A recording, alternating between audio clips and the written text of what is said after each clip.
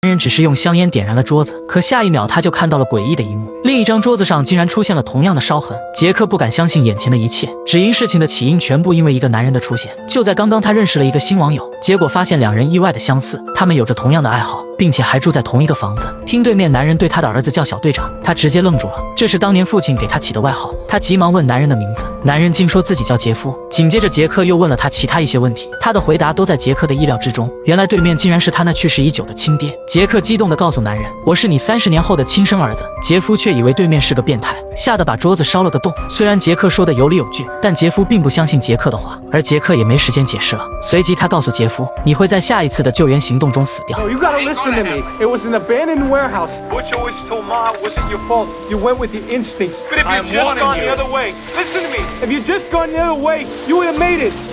Hello?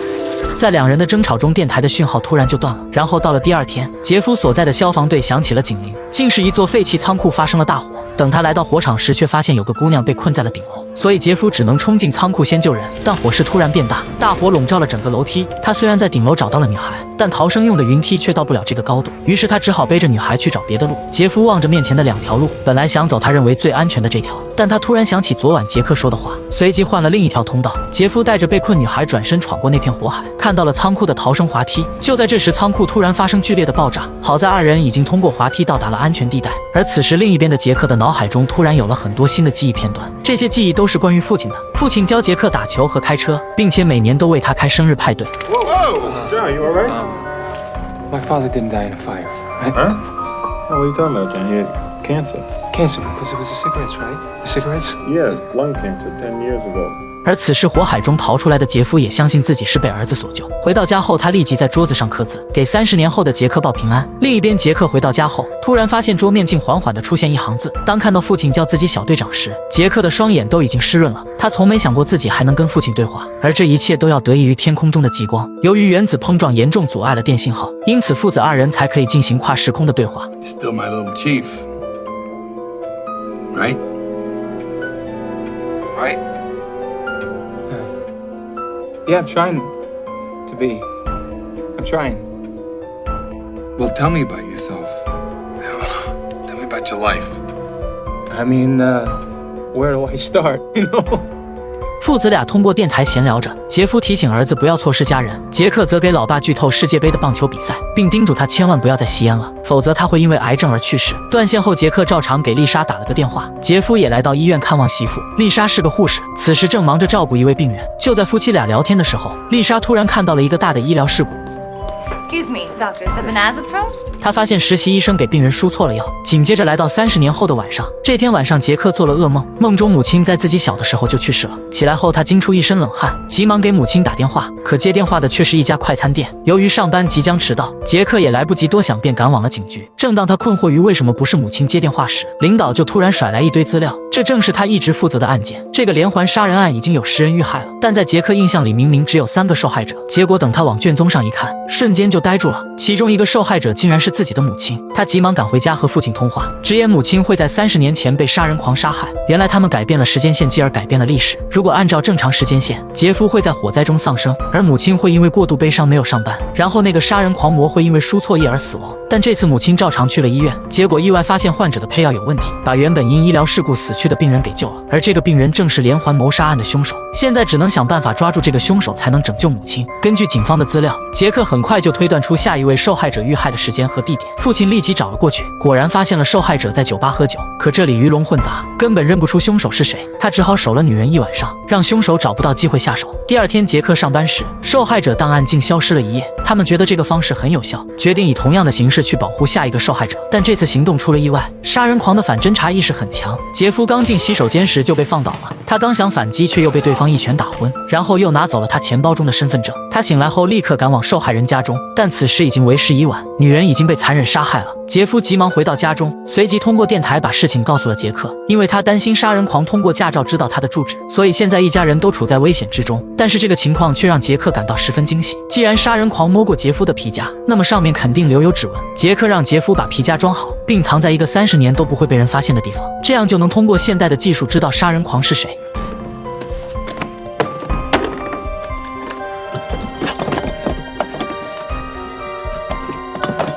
杰克掀开木板，果然一个被包裹着的钱包就躺在里面。他急忙拿着钱包去警局验指纹，却没想到杀人狂竟然是警察，而他家就在最近发现的那具女性尸体附近。杰克立即开车赶往那里。当初挖出女尸的时候，他就上门拜访过。这里原本只剩下老两口，因为他们的警察儿子在很多年前就死了。可这次再来老夫妻的家里，这里却已经大变样，而他们的儿子竟然还活着，并且已经从警局退休开始养老了。但杀人狂的妈妈却在30年前意外死亡，而他的妈妈生前也是个护士。想到这些，杰克什么都明白了。男人通过跨越时空的方式和30年前的父亲杰夫取得了联系，通过改变时间线拯救了本该必死的他。但同样的，因为历史的改变，他的母亲也因此而死亡。于是男人踏上了拯救家人的道路。而此时杰克找到了老杀人狂，直言警察在你家附近挖到了一具尸体，而他是连环杀人案的第一个受害者，一定和杀人狂认识，所以这次顺藤摸瓜肯定可以查到你。狂魔为了迷惑警方洗脱自己的嫌疑，所以才杀害了自己的亲妈，就这样从杀人狂变成了被害者家属。但杰克并没有抓捕狂魔，而是撂下一句狠话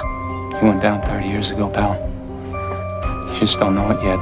杰克见完杀人狂后急忙赶回家，随后联系杰夫让他将狂魔绳之以法。但没想到谈话才进行到一半，两个警察却出现在杰夫家中。原来他们在受害者身下发现了杰夫的驾照，而且受害者家中布满了杰夫的指纹，因此要抓他去警局审问。杰夫想要告诉儿子现在的情况，但老黑并不知道其中的原因，并且他现在就要把杰夫带回去。就在两人的争执中，无线电却被碰到了地上，随即两个时间点的电台无法通信了，而杰夫也被带到了警局审问。在这期间，杰夫把自己的经历全盘托出，还点名警局中的一个警察是连环杀人狂。可他没想到的是，警察压根不听，于是他只能证明自己不是疯子。杰夫急忙说出了在之后的世界杯比赛中，大都会碾压对手夺得比赛冠军。而这时杰夫的妻子来了要见老黑，所以他们去了附近的咖啡馆。而杀人狂知道了消息，想要干掉杰夫，但被另一位警员察觉了动静前来查看。杀人狂先拿出证件证明自己也是警察，并且说杰夫跟他所调查的一所抢劫案有关，抢劫者的特征与杰夫相符。这一边的杰夫自知处境危险，他拽下墙上的电线，一头连接在门把手，一头连接在铁丝网上，又在进门的地方倒上了2杯水。杀人狂很快就回来了，可他刚关上门就发现不对，杰夫坐在椅子上淡定地抽了口烟，一甩手将电线扔到了杀人狂的脚下，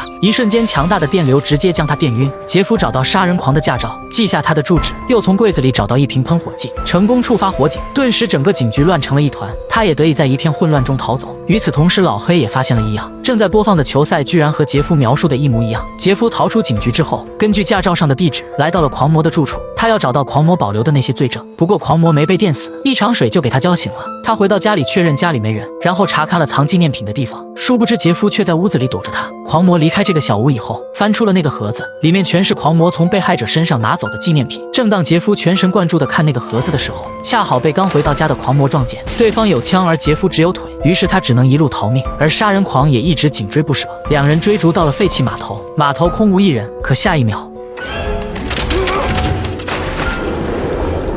脚下的木板突然断了，一只手直接将他拽进了水里。常年与水火打交道的杰夫仿佛回到了主战场，几下就将杀人狂压入水中。可许久不见对方露头，杰夫以为对方已经被淹死了。碰巧这时老黑也带队赶到了现场，因为棒球赛的原因，老黑直接带人闯进了杀人狂家中，并且发现了他的犯罪证据，这才洗脱了杰夫的嫌疑。可杰夫并没有感到欣喜，而是立刻赶回了家。到家后，他连忙拿出工具开始维修电台，很快电台修好了。父亲第一时间给儿子讲了自己的英雄事迹，但杰克却感觉不对劲，因为时间线并没有因此而改变。就在杰克和父亲谈论的时候，下一秒 Why don't I remember her?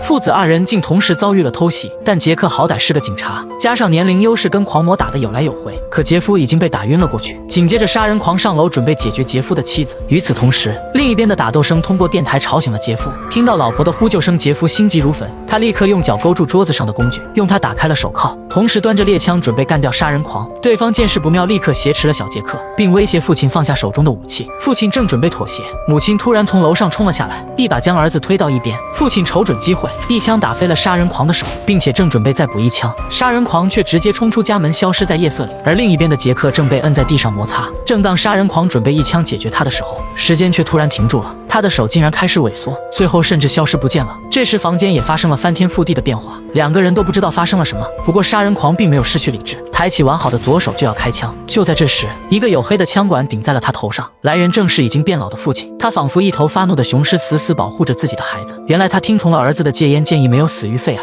也正是因为这样，在30年后，他又一次保护了家庭。在影片的最后，杰克的感情圆满，并且家庭幸福，双亲也依然健在，而他也迎娶了心爱的女孩，并生了个可爱的儿子。家人朋友在一起打棒球、露营，共享着天伦之乐。看电影找驰名，持续更新紧张刺激的好电影。